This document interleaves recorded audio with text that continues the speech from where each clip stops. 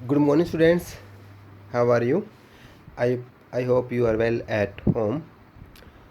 Students, आज का जो हमारा वीडियो होगा वो वीडियो हमारे सिलेबस के रिगार्डिंग होगा। जैसे कि आप सभी जानते हैं कि कोविड-19 की वजह से अपने स्कूल जो है वो ओपन नहीं हो पा रहे हैं, तो उस कारण सीबीएसई ने जो ना एक गाइडलाइन जारी की है और उस गाइडलाइन के अंदर ये कहा है कि जो 10th और +2 के अंदर जो है सिलेबस जो है वो 30% जो है वो कम कर दिया गया है। तो आज हम देखेंगे कि कौन कौन से टॉपिक हैं जो अपने सिलेबस से अब आउट हो चुके हैं या डिलीट हो चुके हैं। तो सबसे पहले हम देखेंगे कि जो +2 की जो फर्स्ट बुक है फंडामेंटल ऑफ ह्यूमन ज्योग्राफी, तो उसके अंदर हमारे कौन कौन से चैप्टर जो वो डिलीट हुए हैं। तो सबसे पहले जो है हमारी जो यूनिट 3 है उसके अंदर से चैप्टर नंबर 6 सेकेंडरी एक्टिविटीज यानी कि द्वितीय क्रियाकलाप का जो टॉपिक है, जिसके अंदर हम इंडस्ट्रीज़ के बारे में, उद्योगों के बारे में जानते, पढ़ते और समझते, वो टॉपिक जो है अब हमारे सिलेबस के अंदर नहीं है। उसके बाद chapter number 8 transport and communication यानी कि परिवहन और संचार। परिवहन और संचार का जो टॉपिक है, जो लेसन था हमारा, वो भी अब अपने सिलेबस के अंदर नहीं है। उसके बाद जो चैप्टर 9 है फर्स्ट बुक के अंदर इंटरनेशनल ट्रेड, वो टॉपिक भी जो है अपना अब इस सिलेबस से आउट हो चुका है। उसके बाद हम बात करते हैं बुक नंबर 2 की, जो एट टाइम प्रेजेंट जो है हम इसी बुक को जो हम रीड कर रहे हैं, इंडिया पीपल एंड इकोनॉमी। तो इसके अंदर जो chapter number 5 land resource and agriculture वाला जो टॉपिक है वो जो है डिलीट हो चुका है। ये टॉपिक जो है हमने कर लिया था, बट बच्चों अब इसकी जो हम रिवीजन नहीं करेंगे क्योंकि अब अपने जो सिलेबस से जो है ये आउट हो चुका है।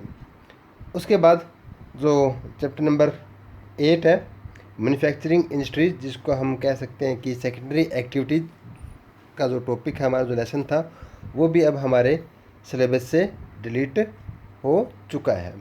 उसके बाद जो यूनिट 4 है, जिसमें chapter number 10 transport and communication, ये वाला टॉपिक भी जो है अपने सिलेबस से अब आउट हो चुका है। यहाँ आप देख सकते हैं कि जो फर्स्ट बुक और सेकंड बुक है, उन दोनों बुक के अंदर जो है ये कुछ लेसन जो है वो सेम नेम से आ रहे हैं। जैसे ट्रांसपोर्ट एंड कम्युनिकेशन वो बुक सेकंड के अंदर भी है और वो बुक फर्स्ट के अंदर भी है। बच्चों, ये जो यहाँ पर जो ट्रांसपोर्ट एंड कम्युनिकेशन है, ये सिर्फ हम इंडिया के बारे में करते, और फर्स्ट बुक के अंदर जो है हम अगर करते ये लेसन, तो वर्ल्ड के अंदर जो ट्रांसपोर्ट एंड कम्युनिकेशन का जो सिस्टम है उसके बारे में जानते हैं। बट यहाँ अब दोनों ही ये लेसन जो है अपने सिलेबस से आउट हो चुके हैं। उसके बाद जो चैप्टर 11 है वो है इंटरनेशनल ट्रेड, और यहाँ भी जो आप देख सकते हैं कि फर्स्ट बुक के अंदर भी जो है इंटरनेशनल ट्रेड नाम से एक लेसन है। तो दोनों ही लेसन जो है अपने सिलेबस से जो है ये आउट हो चुके हैं। मैं फिर से बता देता हूँ कि जो फर्स्ट बुक के अंदर अगर ये लेसन हम पढ़ते हैं इंटरनेशनल ट्रेड, तो इसका कंसेप्ट अलग होता, और अगर हम इंडिया पीपल एंड इकोनॉमी वाले टॉपिक या बुक के अंदर पढ़ते तो इसका कंसेप्ट जो है ना वो डिफरेंट होता। और इसी के साथ जो है ना हमारा जो प्रैक्टिकल जो ज्योग्राफी का जो पार्ट है, थर्ड पार्ट, उसके अंदर यूनिट 2 के अंदर जो है फील्ड स्टडी और सेप्चुअल इंफॉर्मेशन टेक्नोलॉजी वाला जो टॉपिक है वो अपने सिलेबस से आउट हो चुका है। तो बच्चों, अपनी जो ज्योग्राफी बुक है उससे 7th लेसन जो है वो आउट ऑफ सिलेबस अब हो चुके हैं। हम उनकी जो है ना स्टडी नहीं करेंगे, हम उनकी अब रिवीजन नहीं करेंगे। उसके बाद हम बात करते हैं जो सेकंड बुक हमारी चल रही है, इंडिया पीपल एंड इकोनॉमी। उस लेसन के अंदर, उस बुक के अंदर जो ना हमारे जो मैप वर्क है उसके अंदर भी काफ़ी जो है कट ऑफ किया गया है। टॉपिक जो काफ़ी काटे गए हैं, टॉपिक जो काफ़ी छोड़े गए हैं। जैसे कि हम देख सकते हैं कि जो हमारा फर्स्ट लेसन था उसमें से जो ना कुछ भी टॉपिक जो है वो नहीं आ रहा, नहीं पहले जो है उसके अंदर काफ़ी टॉपिक थे, बट अब वो टॉपिक जो है नहीं है। इसमें सिर्फ एक टॉपिक दिया गया है जिसके अंदर जो ना अर्बनाइजेशन के बारे में जो है यहाँ बात की जा रही है। तो बच्चों, यहाँ जो है टॉपिक हमें दो तरह से जो है मैप आते हैं हमारे। एक तो जो है उसके अंदर क्या करना होता है, हमें लोकेटिंग करनी होती है, दूसरा जो है लेबलिंग करनी होती है, उनको जो है हम आइडेंटिफाई करने होते हैं, और एक के अंदर जो है ना हम उसको लोकेशन डालते हैं। एक तो पूछेगा कि जो ना वो चीज़ कहाँ पर वो फिल मैप के अंदर फिल किया हुआ होता है, हमें उसको आइडेंटिफाई करना है कि भी जो ना ये चीज़ है यहाँ पर। उसको अब हम खुद फिल नहीं करेंगे, हम फिल करेंगे, सिर्फ उसको आइडेंटिफाई करेंगे। और दूसरा में क्या होता है कि क्वेश्चन पेपर के अंदर दिया हुआ होता है कि आप जैसे दिल्ली बताओ कहाँ पर है, जैसे आप लोगों से पूछ सकते हैं कि बताओ कि किस फील्ड के अंदर जो ना राइस हो रहा है, किस फील्ड के अंदर वीट हो रहा है, वो चीज़ें आप उसमें फिल करेंगे।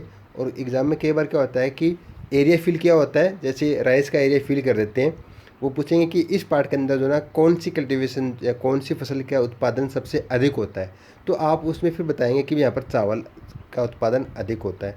तो ऐसे जो ना दो तरह से जो ना आप लोगों से क्वेश्चनिंग की जाती है मैप वर्क के अंदर। तो यहाँ वर्ल्ड के मैप का भी आएगा और इंडिया का मैप भी आएगा। तो बच्चों यहाँ पर जो ना सबसे पहले जो टॉपिक आता है हमारा, वो आता है state with highest level of urbanization and lowest level of urbanization. यहाँ ये पूछ रहा है कि जो कौन सा स्टेट भी कौन सा राज्य है जहाँ पर नगरीय जनसंख्या जो है सबसे अधिक है, और कौन सा राज्य ऐसा है जहाँ नगरीय जनसंख्या सबसे कम है। तो वो स्टेट आपको बताना होगा, उसके अंदर आपको बताना होगा कि भी जैसे हाईएस्ट लेवल ऑफ अर्बनाइजेशन जो है ना वो उसका परसेंटेज कौन स्टेट में ज़्यादा है तो किसमें कम है।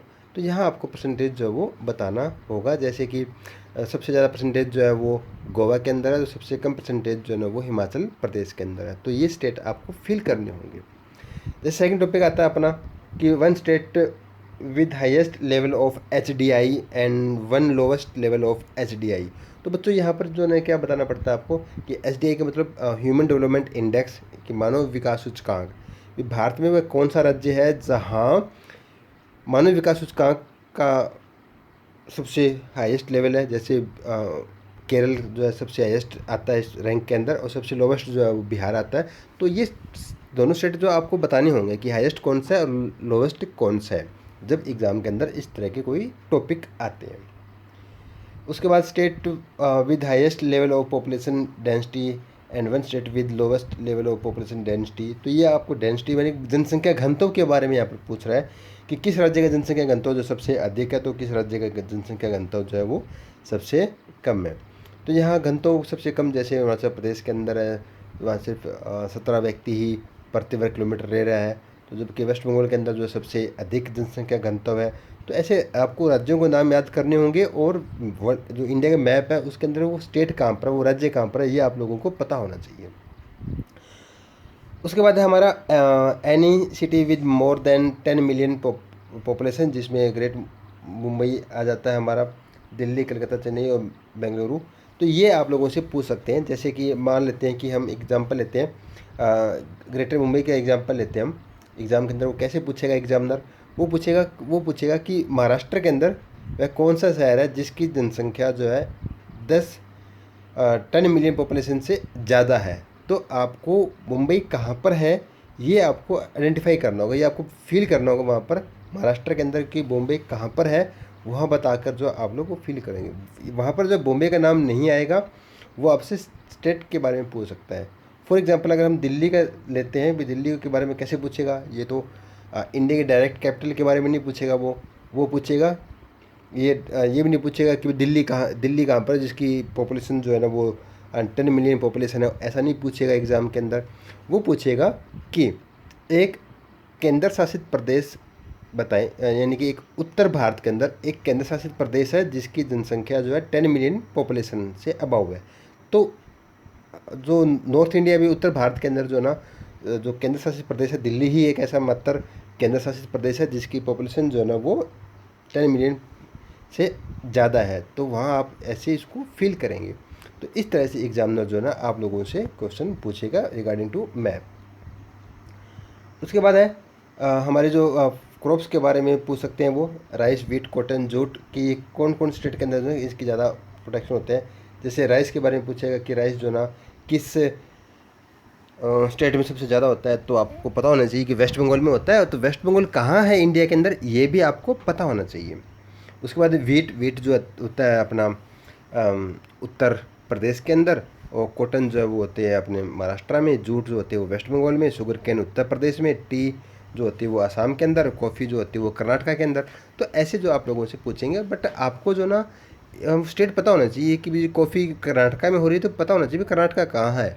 ये ना हो कि आप जो तमिलनाडु के अंदर उसको फिल करें, तमिलनाडु को जगह आप कर्नाटका लिखे हैं, तो वो रॉन्ग हो जाएगा। तो आपको स्टेट बताना होगा कि ये स्टेट यहाँ पर है और इसमें कॉफ़ी ज़्यादा होती है। तो ऐसे ही आपसे वो पूछेगा।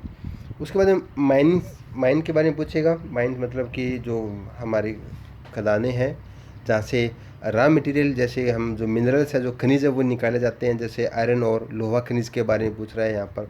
लोहा एस्क माइनिंग, जैसे मयूरभंज, बेलाडीला, रत्नागिरी, बिलारी। तो ये ऐसे पूछेंगे आप लोगों से कि भी जो ना रत्नागिरी कहाँ पर है, बिलाडीला कहाँ पर है, मयूरभंज कहाँ पर है। तो ये आपको फील करना होगा वहाँ पर। जैसे मैग्नीज के बारे में पूछेगा, कॉपर के बारे में पूछ लेगा वो, बॉक्साइट, कोयल माइनिंग, ऑयल रिफाइनरी। तो ये आपसे वो पूछेगा और आपको ये फील करना होगा। अपना जो सिलेबस है वो मैप वर्क के अंदर भी जो काफ़ी कम हुआ है। तो यहाँ आपको जो ना आप देख सकते हैं कि जो मैप हमारा ज़्यादा नहीं है, काफ़ी कम जो है हमारा सिलेबस हो चुका है मैप वर्क का भी। तो ये टॉपिक जो है हमारे हैं जो सिलेबस के अंदर हमें करने होंगे। और जो लेसन हमें कट किए हैं, नियर अबाउट 7 लेसन हैं जो अपने आउट ऑफ सिलेबस हो चुके हैं। तो ये टोटल जो हम अपना सिलेबस है अब इतना ही बचता है जो कि हम अच्छे से इसको प्रिपेयर करेंगे। तो thank you students, have a nice day.